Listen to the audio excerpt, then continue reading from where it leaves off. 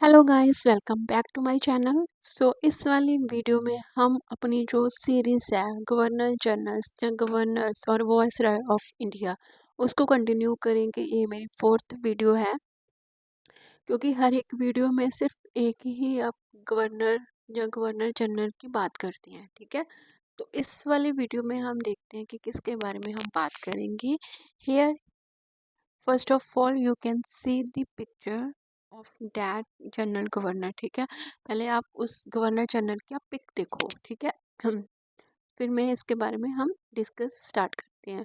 क्योंकि देखो, सबसे पहले हमारे माइंड में उसकी पिक्चर, जिस पर्सन के बारे में हम क्वेश्चन को सॉल्व करेंगे, अटेम्प्ट करेंगे, अगर हमारे माइंड में उसकी पिक्चर होगी तो ओबियसली हम उसको मतलब याद रहेगा हमारे माइंड में, क्योंकि ओबियसली हमारा माइंड जो इमेजेस को बहुत अच्छे से कैप्चर करके उसको याद रखता है। ठीक है, तो साथ में हर एक वीडियो में आप देखोगे कि हर एक गवर्नर जनरल की या गवर्नर की, ठीक है, हमें पिक्चर साथ में लेके चलती हैं। ठीक है, हाँ, ताकि आपको कंसेप्ट समझना इजी हो जाए। ठीक है, तो ये देखो, ये आप पहले पिक्चर को अच्छे से देख लो और मैं फिर इसका नाम बताती हूँ।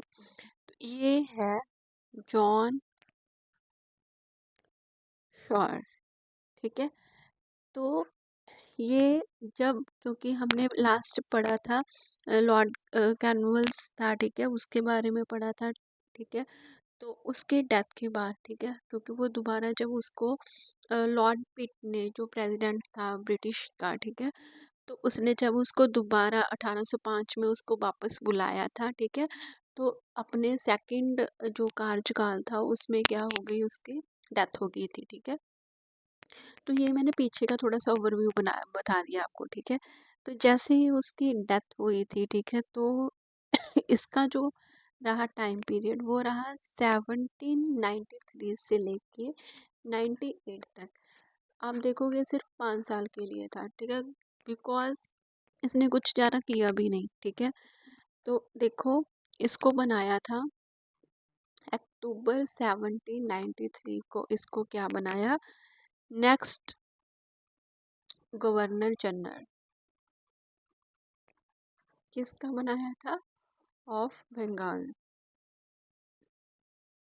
ठीक है, कब बनाया था, अक्टूबर 1793 को बनाया next governor general of Bengal. किसको, इसको, जॉन शॉर्ट को। ठीक है, ये लॉर्ड जो हमने पहले पढ़ा था कॉर्नवालिस, उसी की तरह ही है, बस ये थोड़ा सा स्लिम है ना। अगर आपने मेरे पीछे वीडियो में देखा होगा उसकी पिक्चर, तो बिल्कुल सेम से ही है, बट थोड़ा सा स्लिम है उससे। ओके, चलो इसको हम देखते हैं कि इसने क्या किया। बेसिकली जॉन शॉ को हम जानते हैं नॉन एज, कैसे जानते हैं हम उसको, नॉन इंटरवेंशन। ठीक है, इसी के टाइम पे ही क्या हुआ था, बैटल ऑफ खारदरा। ठीक है, इसने जो सबसे बड़ी मिस्टेक की थी, बेसिकली इसने क्या किया था, शॉ ने रिमूव कर दिया, शॉ रिमूव नवाब वजीर अली ऑफ अवध। अवध का जो नवाब था वजीर वजीर अली, ठीक है, उसको क्या कर दिया, रिमूव कर दिया। ठीक है, कब, 1798 को। ठीक है, और उसके बाद ही किसको बना दिया, उसके जो ब्रदर था, ठीक है, उसको मतलब गद्दी पे उसको नवाब बना दिया, मतलब उसको उतार के उसके जो ब्रदर था उसको नवाब बना दिया। इस वजह से, ठीक है, इस वजह से क्या हुआ, काफ़ी मतलब बहसबाजी हुई। मतलब इसको पद से रिमूव कर दिया। क्या भाई, ये क्या बात हुई। ठीक है, 1988 1798 को इसने उसको गद्दी पे उठाया, और इसी टाइम पे इतना ही इसका कार्यकाल था, तो इसको क्या कर दिया, मतलब उतार लिया। इवन मतलब नेक्स्ट जनरल ढूंढने के लिए 3 मंथ का टाइम था। ठीक है, और तब तक 3 मंथ तक एक क्लर्क था, ठीक है, जिसके बारे में बहुत ज़्यादा नहीं सुना, बट अब पता होना चाहिए, ठीक है। मार्च से लेके मार्च, अप्रैल, मई, ठीक है, मार्च से लेके मई तक, मार्च भी, अप्रैल भी और मई, 3 मंथ, ठीक है, क्लर्क ने रहा, ठीक है। उसने पोस्ट संभाली as a acting governor general of Bengal, ठीक है। इसके बारे में इतना कुछ खास था नहीं, बट इसमें क्या था कि इसी टाइम पीरियड में जब ये बैठा हुआ था, इसी टाइम पीरियड पे जो इंग्लैंड था, इंग्लैंड में क्या हो रहा था, वहाँ पे इंडस्ट्रियलाइजेशन स्टार्ट हो रखा था, ठीक है। उनको क्या था, रिक्वायरमेंट थी मनी की, क्योंकि इंडस्ट्रियल एरिया एक्सपेंड कर रहा था इंग्लैंड, तो उसके लिए रिक्वायरमेंट थी मनी की। तो मनी कहाँ से लेके जा रहे थे वो, ड्रेन ऑफ वेल्थ, ठीक है, जो इंडिया का खजाना उन्होंने लूट रखा था, तो वहाँ पे, ठीक है, तो वहीं से उन्होंने क्या किया, सारा का सारा अपना जो मनी का रिक्वायरमेंट थी वो क्या करी, कंप्लीट करी, ठीक है। अब इसके बाद 3 मंथ तक क्लर्क रहा। इसके बाद here you can see the picture of, बता रही हूँ कि ये क्या है, कौन है ये, 1798 में, ठीक है, क्योंकि उसको 1780 में उतार लिया, ठीक है, रिमूव कर दिया उसको पोस्ट से। 1798 को बना दिया गवर्नर जनरल ऑफ बंगाल, किसको बताती हैं, लॉर्ड, सभी के आगे लॉर्ड लगाते थे वो, ठीक है, वेल्सली, ठीक है, ये रहा वेल्सली। इसका काम क्या था, सिर्फ इसने एक पॉलिसी को अडॉप्ट किया, adopt a policy of expanding the territory, ठीक है। सिर्फ इसका काम क्या था, एक्सपैंड करना था एरिया को, जितना एज सुन एज ही अराइव, ठीक है, जैसे ही वो पहुंचा, इसने सिर्फ एक ही पॉलिसी अपनाई कि इसने ज़्यादा से ज़्यादा एरिया को एक्सपैंड करना है, ठीक है। सो इसीलिए इसको बोला जाता है, ये क्वेश्चन आता है, नॉन एज, क्या बोला जाता है इसको, सब्सिडरी अलाइंस सिस्टम, ठीक है। इसी के टाइम पे इसी ने स्टार्ट किया था क्या, सब्सिडरी अलाइंस सिस्टम, ठीक है।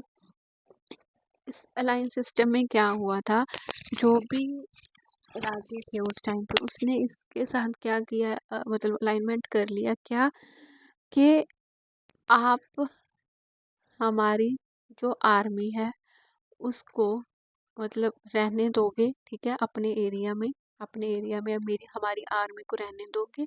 इसके बदले में जो हमारी आर्मी होएगी वो, मतलब जो भी कोई बाहर से हमला कर रहा है, जहाँ अंदर कोई भी मतलब बगावत कर रहा है, उससे आपको सेफ्टी प्रदान करेंगे, ठीक है। तो इस चीज़ के लिए सबसे पहले किसने हाँ की, हैदराबाद ने, ठीक है। पहले हैदराबाद का जो राजा था वो मान गया कि हाँ ठीक है, इट्स ओके। देन इसके बाद मैसूर ने भी हाँ कर दी, ठीक है। इसके बाद तंजौर ने हाँ कर दी, फिर इसके बाद अवध के राजा थे वो भी इसके साथ हो गए कि हाँ ठीक है, हम आपकी सेना को रहने देंगे हमारे एरिया में, और क्या करोगे, ठीक है, आप हमारी सेफ्टी करना, ठीक है। बट एक चीज़ ध्यान रखना यहाँ पे, जो सब्सिडरी अलाइनमेंट थी, ठीक है, अलायंस थी, अलाइनमेंट नहीं, सॉरी, अलायंस थी, वो बेसिकली मतलब जो सिस्टम बनाया गया था वो किसी भी ब्रिटिश द्वारा नहीं बनाया गया था, इवन वो फ्रेंच के द्वारा बनाया गया, फ्रेंच गवर्नर के द्वारा बनाया गया था। और कौन था वो फ्रेंच गवर्नर, वो था ड्यूप्लेक्स। ये क्वेश्चन आ सकता है कि कौन किसके द्वारा बनाई गई, तो मोस्टली हम कंफ्यूज हो जाते हैं कि ब्रिटिश जो उस टाइम पे रूल कर रहे थे तो ऑब्वियसली ब्रिटिश ने बनाया होगा, नहीं, उस टाइम पे ये फ्रेंच ड्यूप्लेक्स ने बनाया था, ठीक है। और इस टाइम पे, उस टाइम पे था टीपू सुल्तान, ठीक है, टीपू सुल्तान था जो क्या था, बहुत फेमस था, बहुत पावरफुल था, ठीक है। तो सबसे पहले ब्रिटिश ने मतलब विल्सरी ने यही सोचा कि हमने क्या करना है, टीपू को हराना है, ठीक है। तो उसके साथ क्या किया, इसने युद्ध किया जिसको हम बोलते हैं फोर्थ एंग्लो मसूर वॉर, ठीक है। तो उसमें क्या हुआ, टीपू सुल्तान की क्या हो गई, डेथ हो गई, ठीक है। तो इसके बाद 1802 में एक और ट्रीटी हुई थी, ट्रीटी ऑफ द बेस। मतलब उस टाइम पे सब सारे सारे वो हो गए।